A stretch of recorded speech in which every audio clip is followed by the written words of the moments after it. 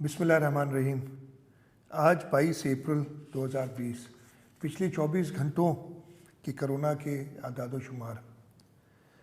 कल तक मैंने आपको बताया था, जब मैं कल लाड़काना से आपसे बात कर रहा था, कि उस वक्त तक 28,249 टेस्ट हम कर चुके थे। पिछले 24 घंटों में 2,097 टेस्ट किए हैं। इस तरीके से टोटल टेस्ट की तादाद 30,346 हो चुकी है। कल तक जो पॉजिटिव केसेस थे उनकी तादाद थी 3,053। पिछले 24 घंटों में 320 नए पॉजिटिव केसेस आए हैं। इस तरीके से टोटल 3,373 पॉजिटिव केसेस सूबा सिंध में, जब से ये कोरोना वायरस आया है, सूबा सिंध में हो चुके हैं। दो चीज़ें जो मैं आपको बताना चाहता हूँ। पहली बात, आज highest number of local spread है। टोटल जो 320 केस हैं उनमें 12 हमारी जो तबलीगी जमात के अरकान हैं उनके रिज़ल्ट्स हैं। 308 लोकल स्प्रेड है, जो किसी भी दिन सबसे ज़्यादा है जब से ये कोरोना वायरस आया है।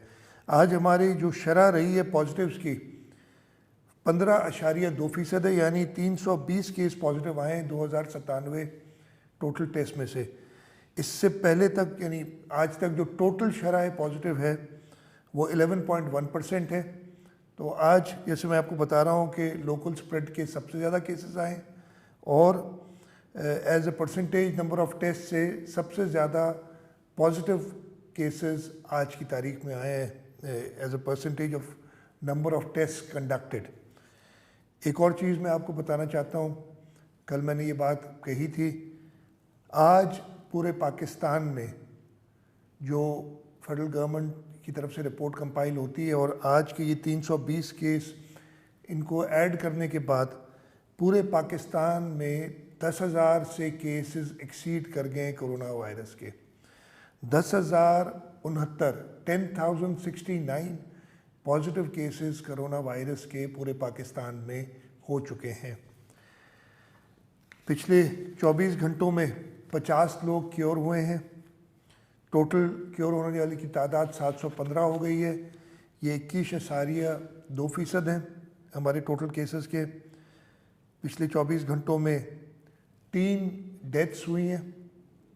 इस तरीके से सूबा सिंध में टोटल डेथ्स की तादाद 69 हो गई है, और ये 2% है हमारे टोटल केसेस का।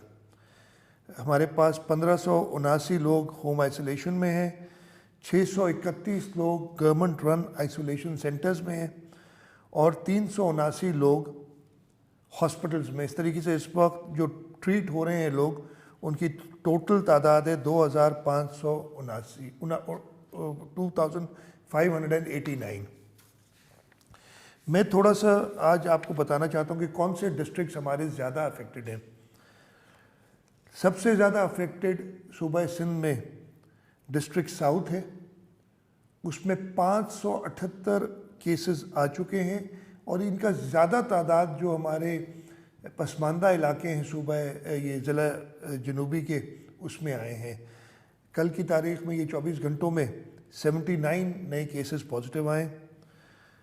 डिस्ट्रिक्ट ईस्ट में 468 केसेस हैं, जिनमें से 20 तबलीगी जमात के अरकान के हैं। तो टोटल बाकी लोकल स्प्रेड डिस्ट्रिक्ट ईस्ट में 448 है, और उसमें 42 केसेस सिर्फ पिछले 24 घंटों में आए हैं। डिस्ट्रिक्ट वेस्ट में 259 केसेस टोटल हैं। एक तबलीगी जमात के रुकन का है। Total 258।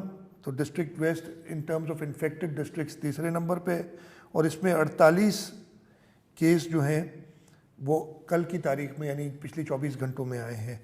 District Korangi total 179 cases, 16 पिछले 24 घंटों में। और डिस्ट्रिक्ट मलीर टोटल केसेस 155 हैं, जिसमें से 8 तबलीगी जमात के अरकान हैं। 147 लोकल डिस्ट्रिक्ट मलीर का स्प्रेड है, और इसमें पिछले 24 घंटों में 15 केसेस आए हैं। इसके बाद सबसे ज़्यादा افیکٹڈ ڈسٹرکٹ حیدرآباد ہے. 229 ٹوٹل کیسز ہیں، لیکن اس میں سے 158 تبلیغی جماعت کے کارکن ہیں. اس کا مطلب ہے کہ 71 کیسز حیدرآباد میں آئے ہیں جو لوکل سپریڈ سے ہیں. پچھلے 24 گھنٹوں میں یہ تعداد 19 ہے. حیدرآباد کے بعد سب سے زیادہ افیکٹڈ ڈسٹرکٹ ہمارا لاڑکانہ رہا ہے. ٹوٹل کیسز 65، جس میں سے 42 تبلیغی جماعت اور جو ایران سے پلگرمز آئے ہیں ان کے ہیں. ان کو اگر ان میں سے نکال دیا جائے تو 23 لوکل سپریڈ کے کیسز ہیں، جو کہ کراچی کے 6 ڈسٹرکٹس اور حیدرآباد کے بعد سب سے زیادہ نمبر ہے. اور سکھر، جس میں ویسے تو ٹوٹل تعداد 347 کی ہے، لیکن ان 347 میں 273 ایران سے آئے ہوئے پلگرمز اور 67 تبلیغی. تو اگر ان دونوں کو نکال دیں تو صرف 7 لوکل سپریڈ کے کیسز سکھر میں ہیں. اس سے آپ کو اندازہ ہو گیا ہوگا کہ یہ کس طریقے سے خاص طور پہ گنجان علاقوں میں پھیل رہی ہے، گنجان آبادیوں میں پھیل رہی ہے، اور وہاں پھیل رہی ہے جہاں لوگ خیال نہیں کر رہے پراپر سوشل ڈسٹنسنگ کا، جہاں پہ عمل درآمد مکمل طریقے سے نہیں ہو رہا ہے. ہم آگے جاتے ہوئے اوپننگ اپ کی بات کر رہے ہیں. میں پہلے بھی اس کے بارے میں کہہ چکا ہوں، لیکن اوپننگ اپ کا یہ مطلب نہیں ہے کہ ہم اس وائرس کو سپریڈ کریں زیادہ.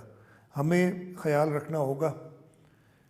ابھی تک جو ہم نے لاک ڈاؤن کیے ہیں، سوشل ڈسٹنسنگ کی ہے، اس کا فائدہ ہوا ہے، لیکن اس کا یہ مطلب نہیں کہ اس فائدے کو ہم ضائع کر دیں. میں ایک مثال آپ کو دیتا ہوں. اگر باہر بارش ہو رہی ہو اور آپ چھتری لے کے باہر نکلیں تو یہ آپ کا لاک ڈاؤن ہے. چھتری لی آپ نے احتیاط کیا. اور اگر آپ بھیگے نہ اور پھر کہیں کہ جی چھتری پھینک دو اس لیے کہ مجھے تو بارش لگ نہیں رہی، جیسے ہی آپ چھتری پھینکیں گے آپ بھیگ جائیں گے.